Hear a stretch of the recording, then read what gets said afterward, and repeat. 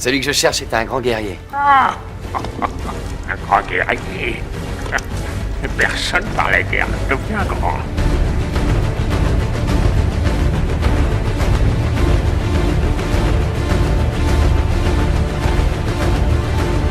Bonjour Olivier. Bonjour Guillaume. Bienvenue dans ton champ. C'est un nouveau podcast. C'est un nouveau podcast qu'on vous propose. On est très très très heureux d'ailleurs de le faire. À une heure mystérieuse, parce qu'on enregistre à une heure mystérieuse. Il est l'heure à laquelle la personne écoute notre podcast. Ah bah oui, c'est ça. Tout à fait. Par contre, s'ils font pause... On est mal. Mais on va pas faire pause. Non. Donc DTC, c'est quoi ? Eh ben, dans ton champ, donc, c'est une question qu'on va se poser à chaque numéro. Oui, donc l'idée, c'était de faire une mini-saison, c'est ça ? Quelques 5 ou 6 épisodes cette année. On va commencer on verra. Un épisode tous les 2 mois à peu près au départ. Voilà, sur un rythme comme ça. Donc pas autour de l'actu cinéma ou série, mais plutôt autour d'une question. Ouais.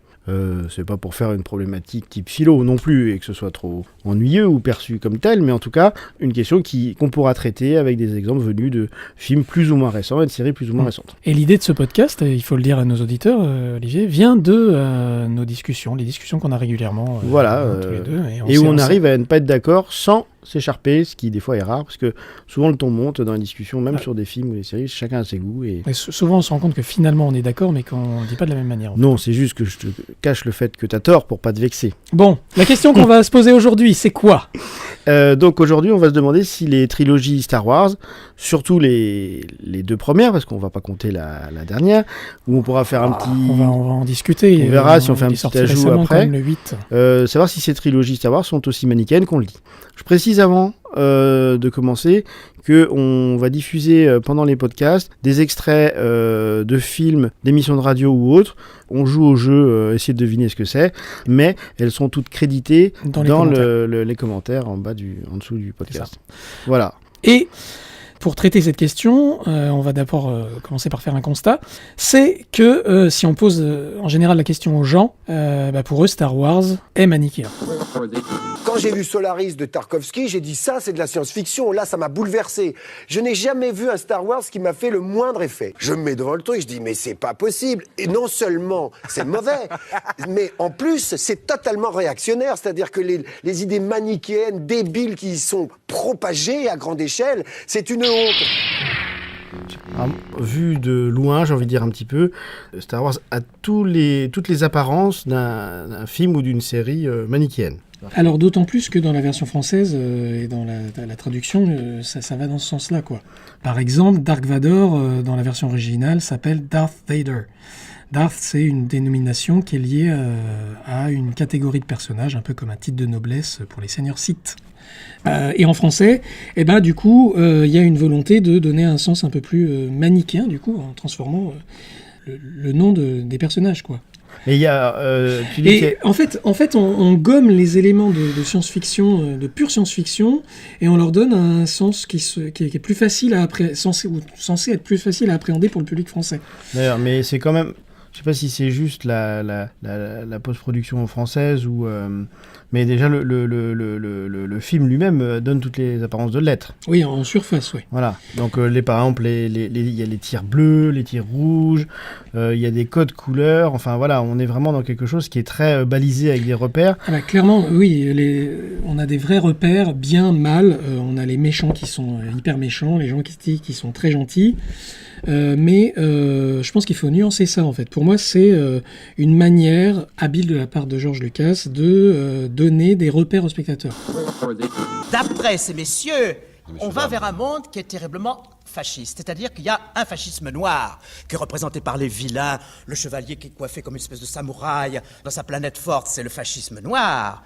Mais qui est vaincu par une espèce d'autre fascisme, c'est un fascisme blanc. Là, ça commence à m'inquiéter. C'est-à-dire que la cérémonie finale, c'est Nuremberg, si vous voulez, en matière plastique blanche. Si, mais pas du tout. Quand il y a toute une foule, marche au pas cadencé, fait des gestes comme ça et porte le même uniforme, moi je flippe.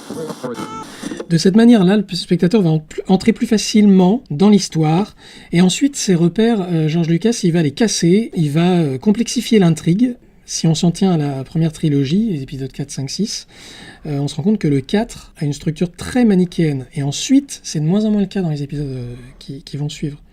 Et notamment dans les épisodes 1, 2, 3, Où là, on est vraiment dans un schéma beaucoup plus complexe qu'un schéma manichéen. Enfin, je sais pas si tu es d'accord avec moi, mais... Alors, moi, si, alors, je pense que le 4 déjà avait les pistes pour montrer qu'il était plus que manichéen. Mais ce serait plutôt l'idée des degrés de lecture, c'est-à-dire que on peut le regarder de manière simple et du coup premier degré, avec des gentils contre des méchants, c'est un film de divertissement, les gamins peuvent regarder ça, etc. Ouais. Mais en fait c'est plus complexe qu'il n'y paraît, surtout quand on regarde par exemple donc le trajet des personnages.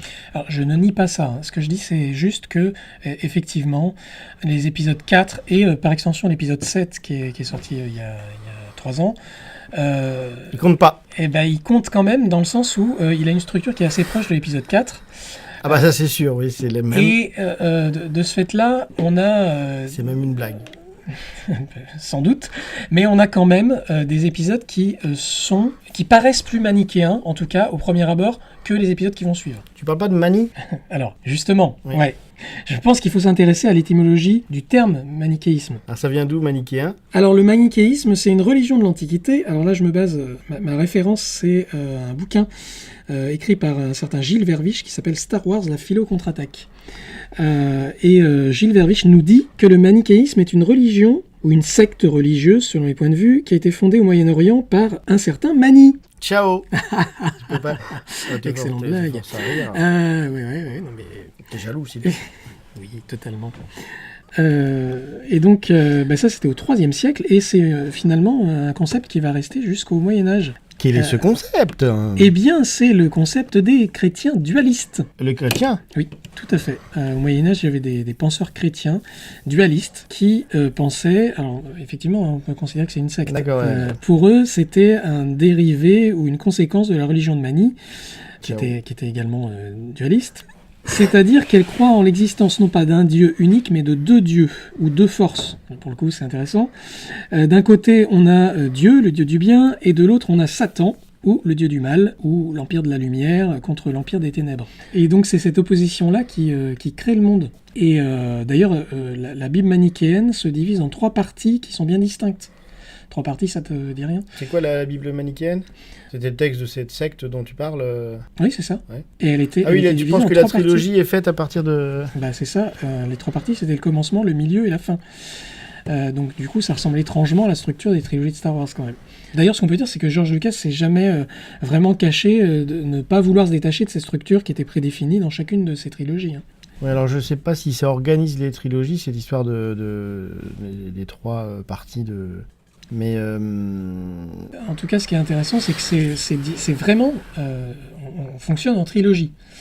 Donc voilà, si on se base uniquement sur ces faits-là et sur le sens étymologique du manichéisme, alors oui, Star Wars, c'est bien une œuvre manichéenne. alors j'avais parlé des degrés de lecture, c'est peut-être moins simple qu'il n'y paraît, et où on pourrait contester justement ce reproche de manichéisme, c'est déjà en regardant l'intrigue et le trajet des personnages. Exactement. Alors j'accepte quand même, tu me diras si tu es d'accord, 2 personnages qui, à mon avis, restent chacun d'un côté, qui sont Yoda, qui n'est que du bon côté, même s'il n'arrive pas tout le temps à... Et Palpatine, empereur. Spoil de 3 films. Ah non, ça c'est... Donc en tout cas, Palpatine... Tiens, petit aparté, excuse-moi, si je me permets de te couper. Vader veut dire, je crois que c'est en hollandais, ça veut dire père. Voilà, donc... voilà. Ah non, c'est hyper intéressant. C'était une Hyper intéressant. Non. petite digression. Donc le trajet des personnages. Oui, alors donc, si on peut laisser de côté pour l'instant Yoda et l'empereur, qui sont que du côté lumineux ou du côté obscur de la force. Alors, moi, je ferai une petite nuance quand même là de ça. C'est que Yoda, c'est effectivement un personnage qui semble assez lisse. Pour moi, l'empereur Palpatine, c'est différent. J'ai pas dit qu'il était lisse.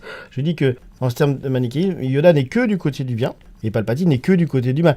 Et à aucun moment, je sens chez un des deux, chez Yoda d'être tenté par le... Hein, ou chez Palpatine de voir des regrets ou choses comme ça. Eux, ils sont tous chez les deux... Palpatine, il y a quand même une explication au fait qu'il est du côté du mal, qui est notamment sa volonté de puissance et son... Oui, mais ça ne le fait pas passer pour autant du côté... Ses raisons politiques, il y a quand même des motivations politiques. C'est pour le pouvoir, mais il est du mauvais côté du début à la fin. Oui, mais ce que je veux dire par là, c'est que c'est pas foncièrement un personnage manichéen dans le sens où on nous explique pour quelle raison il est du côté du mal. Mais c'est pas parce qu'on explique que c'est pas manichéen. C'est pas atavique.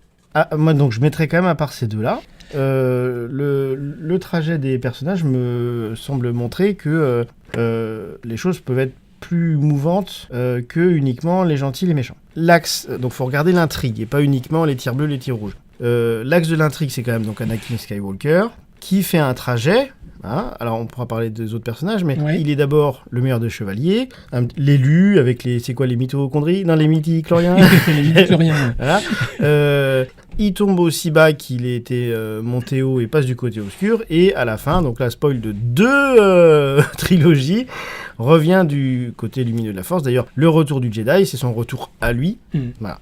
Donc, y a ce personnage-là déjà qui, selon effectivement les éléments de l'intrigue, peut varier un petit peu dans et qui est il est présenté comme un méchant. Justement, toute la deuxième trilogie qui chronologiquement est avant montre aussi comment est-ce qu'il en est arrivé là, et il n'était pas au départ dessiné pour être le méchant. Effectivement, ce trajet justement qui occupe toute la troisième trilogie de Anakin Skywalker, qui deviendra Dark Vador plus tard, présente un schéma qui est vraiment anti-manichéen, dans le sens où Dark Vador est un personnage qui est beaucoup plus complexe qu'il n'y paraît, et il a une échelle de valeur qui lui est propre, et il suit cette échelle de valeur-là, en fait.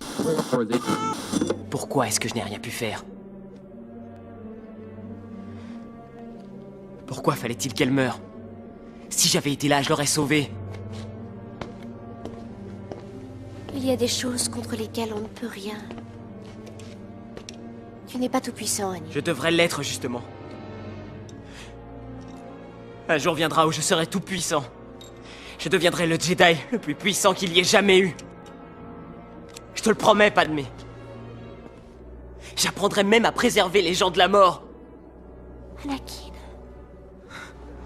Tout ça, c'est la faute d'Obi-Wan. Il est jaloux. Il m'empêche de grandir.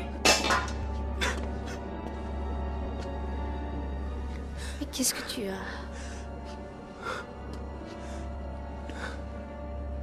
Ils sont tous morts. Je les ai tués. Je les ai tous tués.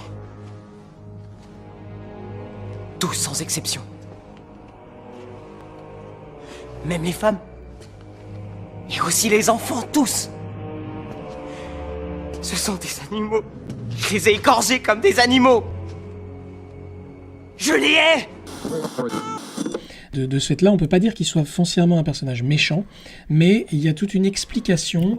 En tout cas, c'est un personnage qui va faire le mal, par contre. Qui va faire le mal, mais on a une explication à cette montée de... Et c'est là toute la nuance qu'on peut déjà commencer à faire, qui est intéressante, entre être un méchant, essentialiser les choses et dire vous représentez les choses de manière avec des gentils, des méchants, ou se comporter de manière méchante ou de manière bonne, etc. Effectivement. Et au-delà de ce personnage-là, on pourrait effectivement faire 42 minutes, même 420 minutes, même 4 heures... ah bah non, ça marche pas. Enfin, on pourrait faire longtemps uniquement sur Anakin, dont on a dit d'ailleurs que c'était George Lucas lui-même. Oui. D'accord, oui. C'est-à-dire d'abord un rebelle qui après devient ce qu'il combattait, c'est-à-dire l'Empire, avec sa fortune de cinéaste et de producteur, etc. Donc il y a ce personnage qui est la colonne vertébrale qui ne paraît pas aller dans le sens d'un manichéisme, au contraire. Mais même il y a d'autres personnages, de manière plus rapide, qui montrent qu'il y a un spectre plus large. Donc Han Solo, c'est quand même un bandit, mais au grand cœur. Oui. Mace Windu, il est plutôt du bon côté, mais son comportement va se révéler être la cause, enfin parmi les causes de la chute d'Anakin, parce qu'il est trop sur les règles, etc. Et Lando Calrissian fait, en fait, au départ, il trahit, mais il revient. Enfin voilà, il peut y avoir des trajets des personnages sur le spectre du bien et du mal, et c'est plutôt leur comportement qui va définir si ils sont bons ou méchants, mais en fait c'est plus compliqué que ça. Et c'est un concept qui est très présent dans la seconde trilogie, comme on l'a dit, qui, t'es d'accord avec moi, surclasse les deux autres, quoi qu'on en dise. Tu trouves qu'il est surclasse ? Du point de vue de l'intelligence, de la complexité des scénarios, etc., de l'intelligence d'écriture. Et c'est la seule trilogie qui met en place également une dimension politique. Il explique aussi le trajet des personnages. Et c'est de cette manière-là, on peut dire que c'est la trilogie la moins manichéenne. C'est ce que Lucas a dit de sa deuxième trilogie, c'est qu'il voulait apporter des éléments supplémentaires. Ouais. Donc effectivement, il a rajouté une dimension politique, avec une histoire, une intrigue qui est très très intéressante il n'y a pas d'ennemi en fait. Donc c'est là où le côté obscur fonctionne comme ça. L'ennemi est construit de toutes pièces par Palpatine qui fait croire à un mouvement séparatiste, qui grâce à ça manipule tout le monde et se fait élire empereur, avoir son armée de drones là, etc. Non, c'est pas. Si c'est les drones, c'est des clones. Les clones, oui. Les drones, bah. Faudra le laisser ce lapsus-là, faudra le laisser au montage. Donc voilà, il y a la montée, il y a la transformation, la dégénérescence d'une république en dictature. Il y a un propos politique même dans la deuxième trilogie qui brouille les pistes uniquement de dire voilà, c'est deux camps qui s'affrontent parce que là effectivement le camp du côté obscur, il n'existe pas. Non, mais finalement dans cette trilogie-là, la Force, elle est là, mais elle apparaît en filigrane. D'ailleurs, c'est cette trilogie-là qui est le plus proche de ce qu'on appelle le space opéra, quoi. On a cette dimension politique qui. Les fans ils vont dire vous avez rien compris. C'est la première trilogie la mieux, après c'est de la merde. Mais je sais bien, mais non, mais il y a de plus en plus de défenseurs de cette trilogie-là, notamment depuis la sortie de l'épisode 7. Ouais. Moi j'ai toujours été pas totalement sur la réalisation, parce que le 1 je trouve pas très bien fait, mais par contre sur l'intrigue et sur le scénario, la deuxième trilogie me paraît très très intéressante. Parfois on a jusqu'à 4 niveaux de récit qui fonctionnent en même temps, enfin... Alors là, je me permets de te couper, la Force du coup. La Force, c'est quand même un des éléments qui est censé être le manichéen, le bien, le mal, le côté obscur, le côté clair de la Force. Et pourtant... Et pourtant quoi ? Qu'est-ce qu'il faut que je dise ? Et pourtant, c'est pas si manichéen. Je voulais aussi parler d'une notion baudelairienne, par rapport, pour finir sur les personnages, à l'idée plutôt d'une... donc Baudelaire appelle ça la double postulation simultanée, c'est-à-dire il dit chaque homme a, à chaque moment de sa vie, une tentation vers le haut, une aspiration vers le haut, une tentation vers le bas. Et c'est pas quelque chose qui est défini, qui sera toujours de la même manière, c'est qu'à chaque moment, ça se présente. Et les personnages de ces sagas ont effectivement ces choix qui leur sont donnés. Des fois, ils prennent le bon chemin, des fois non, etc. Mais il y a une certaine liberté de l'individu par rapport aux actes qu'il va commettre après, ou une responsabilité. Oui. Donc effectivement, au centre de la philosophie du film, s'il y en a une, il y a cette histoire de la Force, qui en fait reste un peu vague quand même. C'est une sorte d'énergie. On a quelques explications par Yoda. Il y a une sorte de vitalisme qui s'oppose au mécanisme d'ailleurs des robots et des vaisseaux spatiaux. L'opposition, elle est intéressante. Vador a été soudoyé par les adversaires de la Force. La Force ? Oui, la Force qui donne au chevalier Jedi son pouvoir. C'est une sorte de fluide créé par tout être vivant, une énergie qui nous entoure et nous pénètre et qui maintient la galaxie en un tout unique.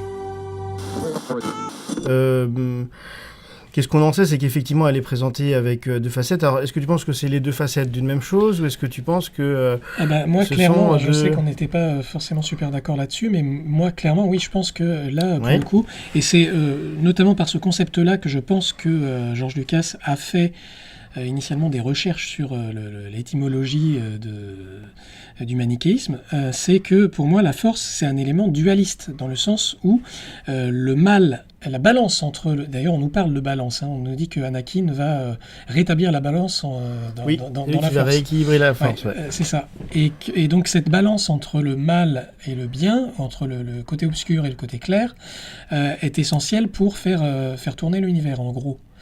Et d'ailleurs, alors, j'ai même fait quelques petites recherches. Je sais qu'on. C'est ton droit. Tout à fait.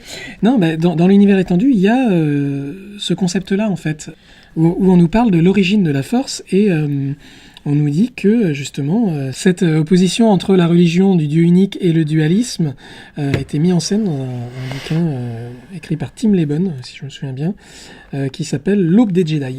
Et là, je fais référence à Wikipédia qui nous résume ce magnifique bouquin que j'ai pas lu, et donc qui nous dit que pendant 10 000 ans, les érudits titoniens ont pensé que la Force était une et indivisible.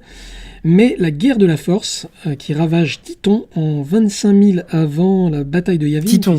Oui, Titon. C'est le nom de la planète, oui, sur laquelle la Force semble être née. Et que donc cette bataille révèle la nature équivoque de la Force, qui possède un côté clair et un côté sombre. Voilà, donc toi tu parles de deux côtés d'une même chose. Oui. Alors moi je dirais, en fait c'est pas quelque chose de vraiment différent que je voudrais dire par rapport à ce que tu dis. Peut-être on joue sur les mots. Pour moi c'est plutôt la Force au départ une énergie qui est positive. Yoda en parle comme celle qui relie les êtres. C'est dans l'Empire contre-attaque où il y a toute cette scène, c'est ça, où il explique ce que c'est que la force. Oui, voilà. tout à fait. Ouais. C'est Où quand il essaie de lui manger ses haricots. Comme une sorte d'énergie qui tient les étoiles entre elles, d'énergie divine en quelque sorte, et qui relie les êtres, etc. Et que cette énergie positive, alors, elle serait en quelque sorte, et ça c'est mon interprétation, elle pourrait être détournée ou pervertie, et se transformer en quelque chose d'aussi mauvais qu'elle était bonne. Et ce qui me fait penser ça, c'est qu'effectivement, le trajet d'Anakin montre ça. C'est qu'il est d'autant plus redoutable qu'il était censé être le plus grand Jedi du bon côté de la Force. Là, faut aller vite après. Dans mon raisonnement, qu'est-ce qui ferait en quelque sorte... je vais pas dire d'éteindre, mais qu'est-ce qui pervertirait la force, qui n'est que positive, mais qui deviendrait quelque chose de négatif, c'est clairement montré dans l'intrigue. C'est le mensonge et la peur. Le mensonge, je vais très vite, c'est que effectivement Palpatine bourre le mou complètement de Anakin en disant les Jedi, ils te reconnaissent pas pour ce que t'es, c'est faux.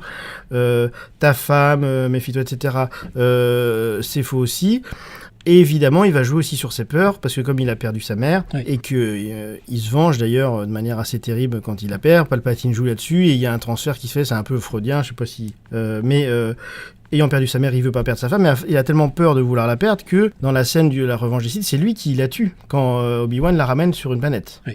Ouais, en effet. Donc là, carrément, la peur devient autoréalisante. Et Yoda avait prévenu de ça parce que quand il faisait son test, qu'il était petit, il passait avec succès toutes les épreuves, mais à un moment, il lui dit « t'as peur ?» et Anakin dit... le petit dit oui, mais qu'est-ce que ça a comme rapport avec les épreuves ? Il dit ça a tout à voir que t'aies peur ou que tu puisses avoir de la peur en toi. Il dit d'ailleurs il a un avenir chargé de nuages. Il dit pourquoi ? Parce qu'il a de la peur en lui. La peur mène à la colère mène à la haine et la haine à la souffrance. J'ai fait dans le bon ordre, c'est bon ? Voilà. J'ai froid, monsieur. Peur, as-tu ? Non, monsieur. Lire en toi, nous pouvons. Sois attentif à ce que tu ressens. Tes pensées sont tournées vers ta mère. Elle me manque beaucoup. Peur, tu as de la perdre, je crois. Oui, alors, qu'est-ce que ça change ? Tout ça change. La peur est le chemin du côté obscur. La peur mène à la colère mène à la haine mène à la souffrance. Et donc effectivement, cette peur, elle va se transformer en colère, qui va amener un drame personnel pour Anakin, et en haine après au niveau collectif, avec la montée d'un fascisme et d'une dictature après, voilà. Et que même cette force même, par contre, elle peut aller du mauvais côté, mais elle peut revenir aussi, et c'est encore toujours le trajet d'Anakin. C'est le mensonge et la peur qui l'ont fait sortir que la force n'était plus avec lui, en fait, même s'il disait « je maîtrise le côté obscur de la force », enfin voilà. Mais il s'en servait que pour agresser. C'est aussi la force lumineuse en quelque sorte qui fait revenir dans le thème très simple de l'amour de son fils, parce que personne, l'univers entier a peur de lui, il n'y a que son fils qui dit il peut revenir, même lui il ne le croit pas, il lui dit mais tu verras, le côté obscur est plus fort, etc. Et au moment où il le voit souffrir, il effectivement revient du bon côté, il jette l'empereur dans le puits radioactif, là on ne sait pas trop ce que c'est, mais et il confirme la prophétie qui dit qu'il n'y avait que lui qui peut-être, en tout cas, pourrait battre le mal absolu de l'empereur. Et effectivement, c'est lui. Et c'est intéressant d'ailleurs, pour terminer avec ça, de se dire que justement sur le trajet d'Anakin, on nous précise bien dans l'épisode 1, je crois que c'est Qui-Gon Jinn qui le dit, que Anakin va rétablir, comme on l'a dit tout à l'heure, l'équilibre dans la Force, et Anakin le rétablit en passant du côté obscur, finalement. Oui, mais c'est pas ce qui est intéressant, il en est victime. Comme s'il y avait trop de côté clair dans la Force à ce moment-là. Et ça appuie cette idée justement du fait que la Force c'est une seule et même chose avec du bien et du mal qui sont mêlés, quoi. Moi, je vois pas ça comme un gloubi-boulga comme ça. Ils sont pas mêlés. C'est que c'est une énergie très puissante. Mais comme toute énergie très puissante, elle peut être employée au pire. Voilà. Donc Luke est quand même toujours dans ce mythe violent quand il arrive. Alors c'est l'extrait qu'on a entendu extraordinaire au début de cette émission extraordinaire, où lui il cherche un guerrier et Yoda lui dit, parce que Yoda il est presque en voie de bouddhaïsation, je sais pas, dans l'Empire contre-attaque, enfin il devient un vieux sage, etc. Il y a moins d'armes et tout ça, il fait plutôt sa télékinésie là, etc.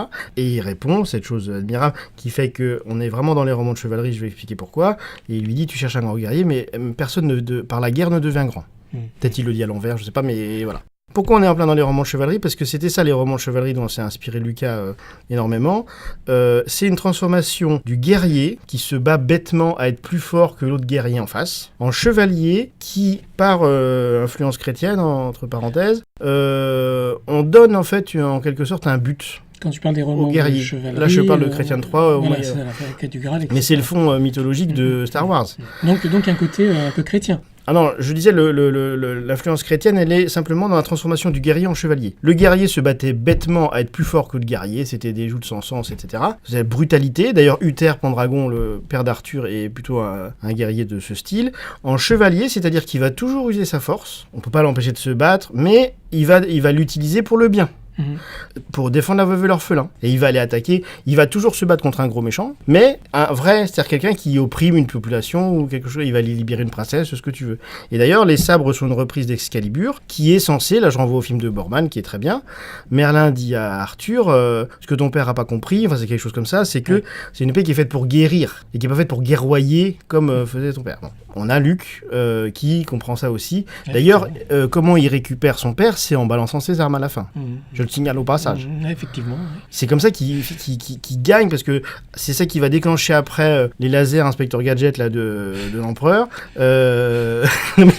C'est un peu vieilli ça quand même.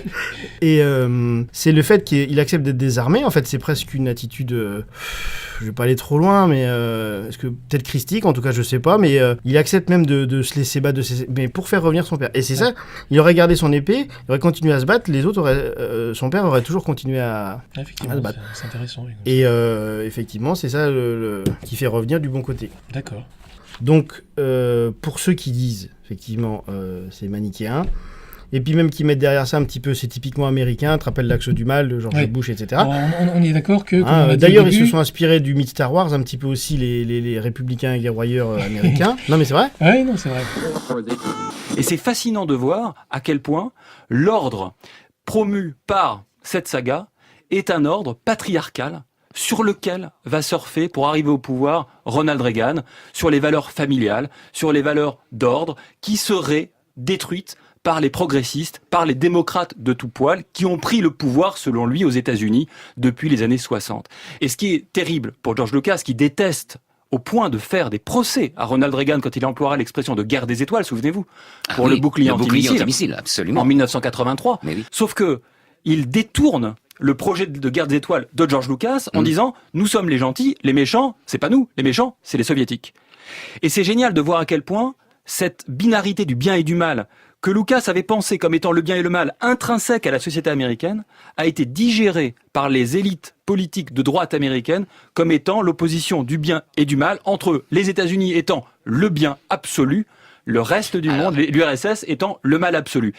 Et deux procès contre Reagan, ça dit à quel point il a été l'objet finalement d'un détournement lui aussi du sens de son œuvre. En fait, on est d'accord que ça c'est les gens qui ne connaissent pas bien Star Wars. C'est une vision superficielle du film qui est beaucoup plus riche que ça. Ouais. Donc là, on s'adresse à qui ? On s'adresse aux geeks ou on s'adresse à ces gens-là ? Qui c'est que t'appelles les geeks ? Alors ça sera l'objet d'un futur podcast, n'est-ce pas ? Mais Non, mais à tout le monde, c'est pas parce qu'un film est grand public et un grand divertissement qu'il est forcément idiot. Et non, puis ça amène des axes de réflexion. Voilà. Et en plus, on peut aussi prendre ça dans le sens où on peut le prendre juste comme un divertissement simple à comprendre, et puis mais on peut regarder et trouver des choses plus complexes. On a vu même des implications politiques et philosophiques.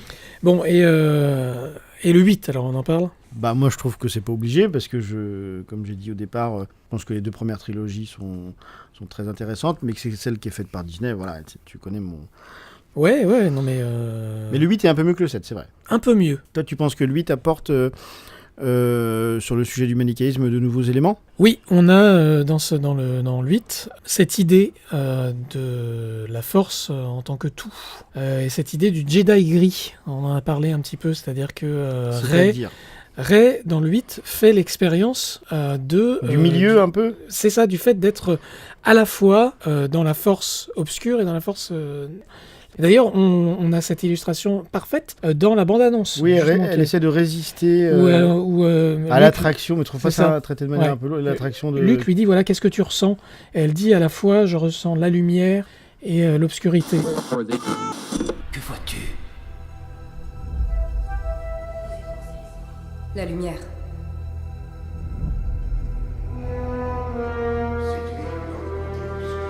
L'obscurité.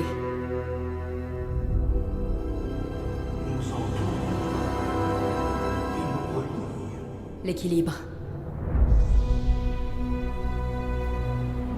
C'est tellement plus grand.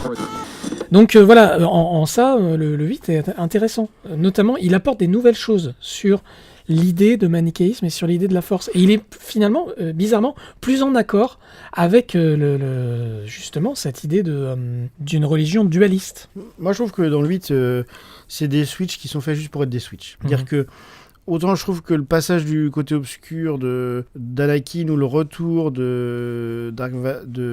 son retour sont traités, autant là on a l'impression c'est qu'il faut faire du méchant et du gentil et que hop il passe d'un côté puis de l'autre, il joue à ça. Snoke, c'est une blague ce personnage, c'est une blague. Ouais. D'ailleurs le premier ordre ils vont l'évacuer parce que ça n'a pas du tout été traité. Là le côté obscur est complètement inconsistant, si ce n'est par les efforts shakespeariens de comment il s'appelle l'acteur qui est très bon d'ailleurs, et les acteurs sont bons, c'est ça qui est incroyable, c'est que moi je trouve que les films le 8 ils se laissent voir comme divertissement, mais je le trouve assez pauvre scénaristiquement, mais les acteurs sont bons. Et lui il est juste méchant parce que il a un air méchant, mais je trouve qu'il n'y a pas vraiment de traitement intéressant de ça, il passe d'un côté puis de l'autre. Alors moi je le trouve pas pauvre scénaristiquement, gratuit, je trouve que il a pas de background comme les deux autres trilogies. En fait on sait rien des personnages. Là ce qui est la cause du conflit entre eux deux, c'est traité au minimum. Tu parles de Luke par rapport à Kylo Ren. Il a cru qu'il allait pourquoi passer du côté obscur. Alors c'est vraiment pour faire des nouveaux films. Donc il sort son épée une nuit et d'après Luke, en fait il comptait pas le tuer, il rentre son épée et l'autre a cru qu'il allait le tuer et c'est là qu'il est devenu méchant et que ça provoque tout le reste. Tu reconnais que c'est pauvre. Oui et non. Bref, de toute façon c'est pas le sujet là. Là on parle de manichéisme dans. Oui, mais par rapport à ce qu'on a dit avant. Moi je trouve qu'il y a un traitement intéressant de l'idée de manichéisme. Je trouve que là on est dans du manichéisme mauvais côté, parce qu'on si on est d'accord pour dire que c'est pas si manichéen que ça, là du coup pour moi le 8 il l'est, mais à fond quoi. Ah mais non, mais au contraire, moi je suis pas d'accord. Il est faussement pas manichéen, c'est-à-dire il est fait passer d'un côté et de l'autre, genre et des fois je sais pas, je vais voir, ah non je préfère finalement, mais c'est pas traité scénaristiquement, je veux dire même dans l'histoire, pas que d'un point de vue philosophique. Oui. Bon. Ouais, ok. Et on donnera quand même quelques conseils de lecture ou de film en lien avec la question. Et d'ailleurs, tu peux donner les références du livre là, dont tu t'es servi. Donc, le livre Star Wars, la philo contre-attaque de Gilles Verich. Aux éditions du Castor de la Lune. Aux éditions que j'ai pas avec moi, donc mais lisez-le, c'est bien. Non mais franchement, c'est bien écrit. Donc il y a le livre que tu as dit. Le film, je me demande. Moi je conseille parce qu'on est vraiment dans les mêmes eaux. Deux autres films de chevalerie qui sont donc Excalibur de John Borman et un qui est moins connu qui s'appelle Fisher King avec Robin Williams, qui effectivement reprend ces motifs-là de manière intéressante. Et en livre, j'en vois du coup pareil parce que c'est le fond que Lucas a mêlé avec de la science-fiction aux romans de chevalerie eux-mêmes, donc aller même à la source. Il y a eu beaucoup de réécritures, de reprises, etc. Mais dans une version moderne, lire le Conte du Graal de Chrétien de Troyes. Ben voilà, je crois qu'on a tout dit et notre émission. On peut pas tout dire. Non, on n'a pas tout dit, mais on a dit l'essentiel. Non plus. Bah si. On a donné nos humbles avis. C'est ça. Et du coup, ça ouvre des pistes de réflexion. Voilà, c'est tout ce qu'on vous souhaite. Et donc, au cas où on se reverra pas d'ici là, qu'est-ce qu'on vous souhaite ? On vous souhaite une bonne après-midi, une bonne soirée et une excellente nuit.